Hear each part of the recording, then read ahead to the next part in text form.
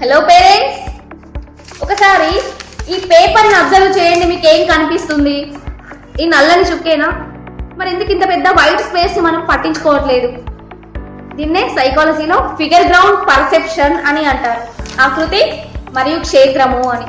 మన పిల్లల విషయంలో కూడా మనం ఇలానే చేస్తున్నాం. వాళ్ళు చేసే చిన్న చిన్న తప్పులు, వాళ్ళ మొండితనం సేమ్ ఈ ఫిగర్ లాగానే హైలైట్ అయి కనిపిస్తుంది.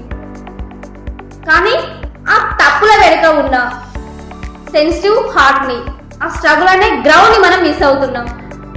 గుర్తుంచుకోండి పేరెంట్స్, మీ పిల్లల తప్పులు వెతకడం మొదలు పెడితే వాళ్ళు మీ నుంచి దూరం అవుతారు. అదే మీ ఫోకస్ ని గ్రౌండ్ వైపు మళ్ళించి వాళ్ళ మంచితనాన్ని గుర్తిస్తే ఆ బాండింగ్ వేరే ఉంటుంది కదా.